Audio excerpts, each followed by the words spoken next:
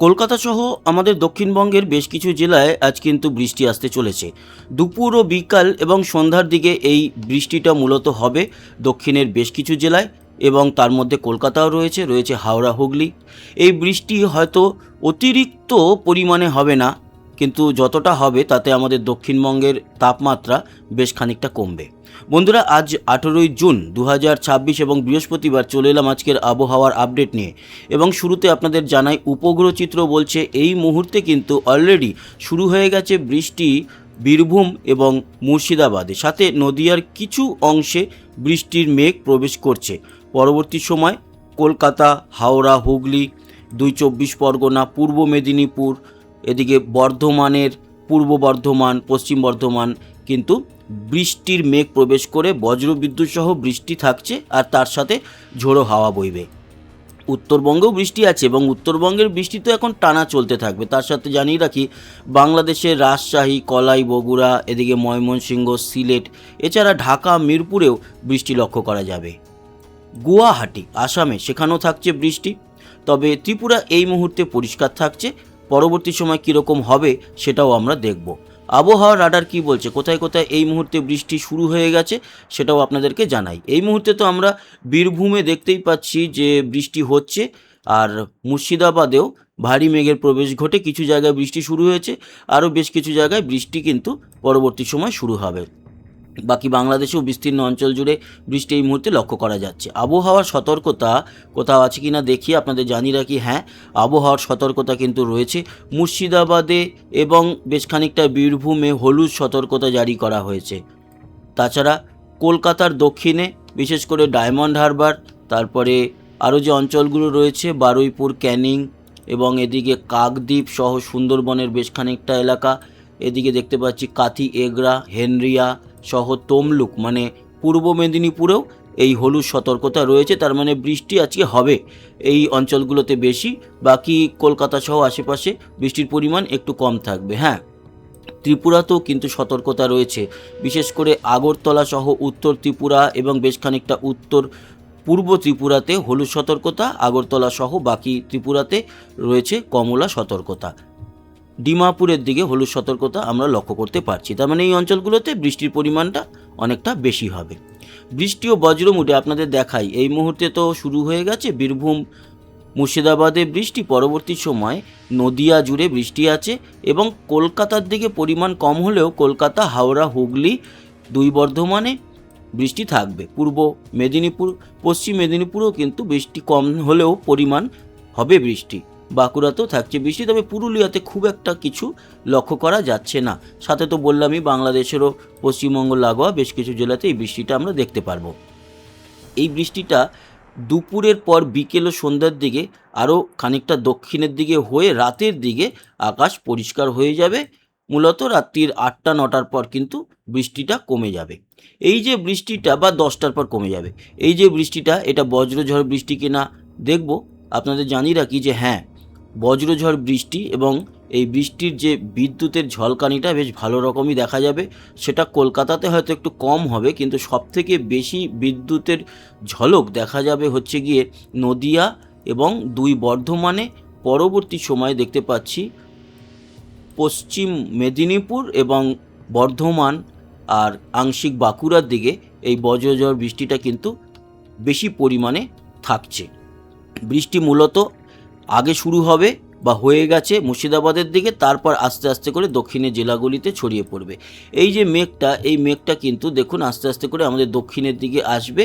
ফলে আজকের সন্ধ্যের দিকে কলকাতায় বৃষ্টি, বিকেল ও সন্ধ্যের দিকে, আর বীরভূম এবং মুর্শিদাবাদ, নদিয়াতে দুপুরের পর থেকেই চলতে থাকবে। এই হলো গিয়ে এই মুহূর্তের পরিস্থিতি আপনাদেরকে দেখালাম, এবং আজকে কতটা বৃষ্টি আছে সেটাও দেখালাম। এবার আসি বৃষ্টির পরিমাণ। আপনাদের দেখায় যে বৃষ্টির পরিমাণে আমরা দেখতে পাচ্ছি পরিমাণ হয়তো কম, কিন্তু হবে বৃষ্টি।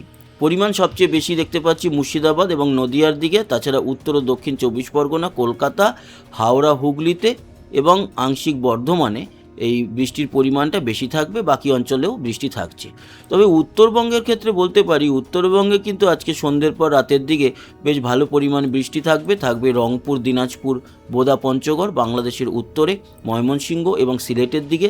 এছাড়া আমাদের পশ্চিমবঙ্গ লাগোয়া সাতক্ষীরা, যশোর এই জায়গাগুলোতেও থাকবে বৃষ্টি। কক্সবাজারেও ভালো বৃষ্টি আমরা দেখতে পাচ্ছি। ত্রিপুরাতে সতর্কতা আমরা দেখলাম, কিন্তু সতর্কতা দেখালেও এখানে কিন্তু বৃষ্টির পরিমাণটা খুব একটা দেখাচ্ছে না। বৃষ্টি আছে, পরিমাণ কম। আর শিলচরে বৃষ্টি আছে, আসাম জুড়েও কিন্তু বিক্ষিপ্তভাবে বৃষ্টি আমরা আজকে দেখতে পারবো। এই হচ্ছে গিয়ে পরিস্থিতি। এবার আসি আগামীকাল। বৃষ্টি ও বজ্রমুড়ে চলে গেলাম। আগামীকাল কীরকম বৃষ্টি আছে, আজকের দিনটা ছেড়ে আমরা যদি রাতের পর তো পরিষ্কার হয়ে যাচ্ছে, উত্তরবঙ্গে বৃষ্টি আছে সেটা বললাম। তারপরে 19 তারিখে আমরা যেটা দেখতে পাচ্ছি, একেবারে উত্তরবঙ্গের বৃষ্টি চলবে, বাংলাদেশ জুড়ে বৃষ্টি আছে, ঢাকা, সিলেট থেকে মিরপুর, ময়মনসিংহ, সাতক্ষীরা, যশোর সব জায়গাতেই।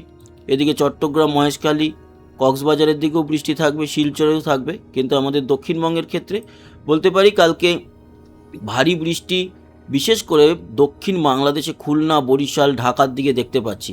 আমাদের দক্ষিণবঙ্গের ক্ষেত্রে কিন্তু আছে কলকাতা সহ কালকে দক্ষিণ 24 পরগনা, আংশিক উত্তর 24 পরগনা, আংশিক পূর্ব মেদিনীপুরে বৃষ্টি কালকেও কিন্তু দুপুর ও বিকেলের পরে আমরা দেখতে পাচ্ছি দক্ষিণবঙ্গে। তার মানে এই সপ্তাহের শেষে একটা বৃষ্টি শুরু হলো এবং রাতের দিকে প্রতিদিনই উত্তরবঙ্গের বৃষ্টি, উত্তর বাংলাদেশের বৃষ্টিটা ভালো পরিমাণ চলতে থাকবে।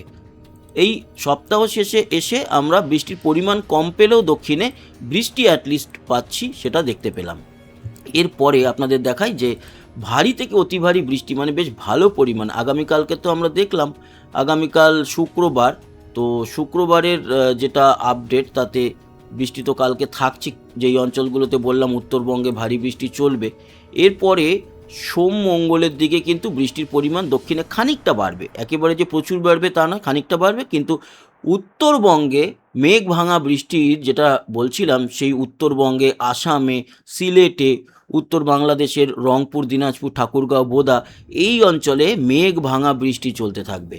তারপরে দক্ষিণে যদি আমরা দেখি, দক্ষিণের সেই ভারী লেভেলের বৃষ্টি আস্তে আস্তে 29 বা 28-29 তারিখ পড়ে যাবে। তখন কিন্তু আমাদের দক্ষিণের দিকে প্রপার যে একেবারে বর্ষার বৃষ্টি সেটা আমরা দেখতে পারবো। তো এই হলো গিয়ে বৃষ্টির সম্পূর্ণ আপডেট। এবার আসি আমরা তাপমাত্রায়। তাপমাত্রা আজকে দুপুরের পর থেকে খানিকটা কমবে, তার কারণ আস্তে আস্তে করে মেঘের যে সমাগম এবং প্রবেশ তা শুরু হয়ে গিয়েছে। অলরেডি বীরভূম এবং মুর্শিদাবাদের তাপমাত্রা এই দুপুরে অনেকটা কমে গেছে, 30-এর দিকে চলে এসছে। বাকি এখনও বাঁকুড়া বা পুরুলিয়ার দিকে 34 থেকে 37-এর মতো রয়েছে, খড়গপুর, হলদিয়া এগুলো 33-34, কলকাতাও এখনও 33 আছে। কিন্তু খানিকক্ষণ বাদে দেখুন কলকাতাতে 28 হয়ে যাবে, তার কারণ বিকেলের দিকেই কিন্তু মেঘটা প্রবেশ করে বৃষ্টি আছে দক্ষিণে। এছাড়া উত্তরবঙ্গের তাপমাত্রায় অতটা কিছু টেনশন নেই, 28-29-এর দিকে থাকছে, যদিও মালদা বা 2 দিনাজপুরে একটু বেশি 33-34-এর মতো। বাংলাদেশের ক্ষেত্রেও বলতে পারি 28 থেকে 30-এর মধ্যেই রয়েছে তাপমাত্রা। ত্রিপুরাতেও দেখতে পাচ্ছি মেঘের সমাগম হয়তো ঘটবে, তাই 28-এর মতো দেখতে পাচ্ছি ত্রিপুরাতে। শিলচর 29 এবং আসাম জুড়ে 29 থেকে 32-এর মধ্যে তাপমাত্রা। আগামীকাল কীরকম থাকবে সেটা দেখে নিই।